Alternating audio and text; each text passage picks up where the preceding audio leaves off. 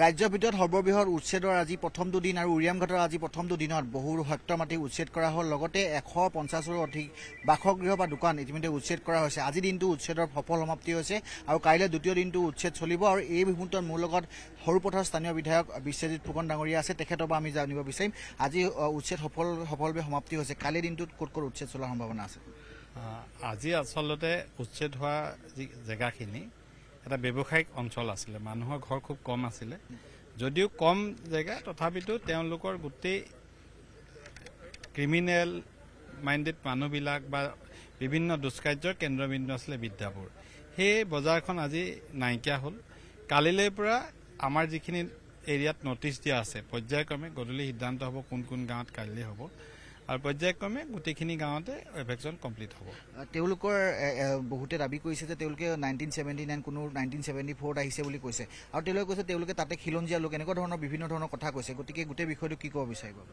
আপুনি তেওঁলোকৰ বহুতৰ কথা শুনিছে 1979ত অহা মানুহৰ ভাষা আপুনিও বুজি নাপায় ময়ো বুজি নাপাওঁ এইবিলাক মানুহ 10 বছৰৰ ভিতৰত আহিছে তেওঁলোকে বিভিন্ন প্ৰকাৰে তেওঁলোকৰ অহাৰ টাইমটো পুৰণি কৰি পেলাই আইনগত সুবিধা ল'ব বিচাৰিছে কিন্তু তেওঁলোকে সেইবিলাক নাপাব কাৰণ আমাৰ হাতত এখন ৰেজিষ্টাৰ বুক থাকে ফৰেষ্ট ডিপাৰ্টমেণ্টৰ হাতত আমাৰ ভোটাৰ তালিকা আছে ভোটাৰ তালিকাত নাম নাথাকিলে তেওঁলোকেতো তেতিয়া আহিছো বুলি ক'ব নোৱাৰে তেওঁলোকে সেইখিনি প্ৰডিউচ কৰিব নোৱাৰে তেওঁলোকে তেতিয়া অহা মানুহ নহয় এইখিনি নতুনকৈ অহা মানুহ যদি চাব যায় উজনি অসমৰ ভিতৰত নামনি অসমত উচ্ছেদ চলিলে তাৰপিছত উজনি অসমৰ এয়া প্ৰথমটো উচ্ছেদ যদি চাব যায় গতিকে মুখ্যমন্ত্ৰী এটা কথা কৈছে যে ইয়াৰ পৰাই আৰম্ভণি গতিকে উজনি যদি চাব যায় উৰিয়ামঘাটৰ পৰা আৰম্ভণি হ'ব আন আন স্থানত যিবোৰ বেদখল কৰি আছে মই মাননীয় মুখ্যমন্ত্ৰী মহোদয়ক কৃতজ্ঞতা জনাইছোঁ ধন্যবাদ জনাইছোঁ সৰুপথাৰবাসীৰ হৈ কাৰণ সৰুপথাৰবাসীৰ ভৱিষ্যত জীৱন সম্পত্তিৰ নিৰাপত্তা ইয়াৰ ডেমোগ্ৰাফি এই সকলোবিলাক তেখেতে সুনিশ্চিত কৰিছে আৰু তেখেতে ইয়াৰ পৰাই উৰিয়ামঘাট কেৱল এটা নাম বা উৰিয়ামঘাট বনাঞ্চলৰ উচ্ছেদৰ এটা অংশই নহয় উৰিয়ামঘাটৰ বনাঞ্চলৰ উচ্ছেদটো আপুনি ধৰি লওক অসমীয়া জাতি ৰক্ষাৰ বাবে যিটো অভিযান সেই অভিযানৰ মূল কেন্দ্ৰ আৰু যেনেকৈ অসম আন্দোলন বুলি ক'লে ভৱানীপুৰৰ খৰ্গেশ্বৰ তালুকদাৰ শ্বহীদ হৈছিল তেখেতৰ ভৱানীপুৰৰ কথাটো সদায় এটা আৱেগিক ইছ্যু আছিল 855 জন শ্বহীদ হৈছিল এতিয়া সেই অসম আন্দোলনৰ মূল যিটো স্পিৰিট আছিল যিসকল লোকক আমাৰ ইয়াত থাকিবলৈ নিদিওঁ বুলি আন্দোলনটো কৰিছিল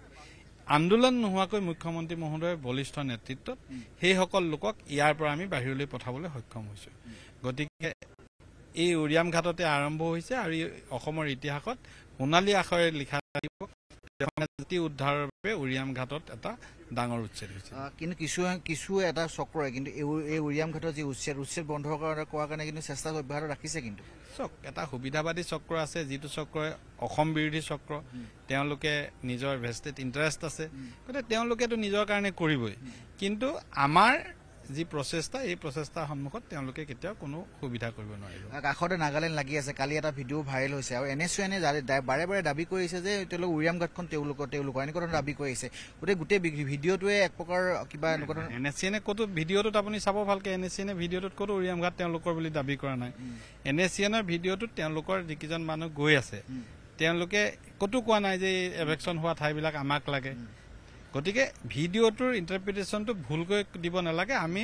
নাগালেণ্ডৰ পৰা পাব লগা সকলো ধৰণৰ সহযোগিতা লাভ কৰিছোঁ আৰু আজি কালিৰ দিনটো যিহেতু কালিৰ দিনটো আজি 12টা বজাত সমাপ্ত হ'ল কালি ইয়াতকৈ অধিক সময় চলাৰ সম্ভাৱনা এই সম্পৰ্কত প্ৰত্যেক দিনাই গধূলি সময়ত এটা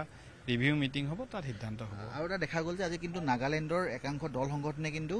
এই যি উচ্ছেদ সমৰ্থনটো কৰিছে নাগালেণ্ড চৰকাৰে কিন্তু তেওঁলোকো আহি এই ক্ষেত্ৰত সহায় সহযোগ কৰা দেখিবলৈ পাইছে এটা গুড চাইন কিন্তু এই সমস্যাটো অসমৰ যেনেকৈ সমস্যা নাগালেণ্ডৰ কাৰণেও মিয়া সমস্যাটো এটা ডাঙৰ সমস্যা তেওঁলোকৰ তাত মিয়া লোকে বাস কৰি নগা ছোৱালী বিয়া পাতি নগা মিয়া নামৰ এটা উপজাতি সৃষ্টি কৰিছে নাগালেণ্ডৰ ভৱিষ্যতৰ কাৰণে এইটো ভয়ংকৰ কথা সেইকাৰণে তেওঁলোক উৎসাহী হৈছে আমাক সহযোগিতা কৰিছে আৰু সমৰ্থন জনাবলৈ আজি আমাৰ ইয়াত আহি তেওঁলোক থিয় হৈছে ধন্যবাদ জ্ঞাপন কৰিছোঁ এয়া আছিল স্থানীয় বিধায়ক বিশ্বজিৎ ফুকন ডাঙৰীয়া আৰু তেখেতে কেইবাটাও গুৰুত্বপূৰ্ণ কথা কৈছে আৰু উচ্ছেদ যিহেতু আজি সমাপ্ত হৈছে কাইলৈ দিনটোত পুনৰ পুৱা ভাগৰ পৰা উচ্ছেদ চলিব আৰু কাইলৈ দিনটো আচলতে ক'ত উচ্ছেদ চলিব এই সম্পৰ্কে আজি বিয়লি ভাগত তেওঁলোকে যিখন বৈঠক হ'ব তাতে ৰোডমেপ প্ৰস্তুত কৰা হ'ব ৰোডমেপৰ পিছতে আচলতে চূড়ান্ত সিদ্ধান্ত হ'ব যে কোন অঞ্চলত কালি উচ্ছেদ চলোৱা হ'ব আপুনি বিচৰা বাতৰি পাব কেৱল নিউজ 18 এপত নিউজ 18 এপ ডাউনলোড কৰিবলৈ স্ক্যান কৰক এই QR কোড গুগল প্লে ষ্টৰতো পাব এই নিউজ 18 এপ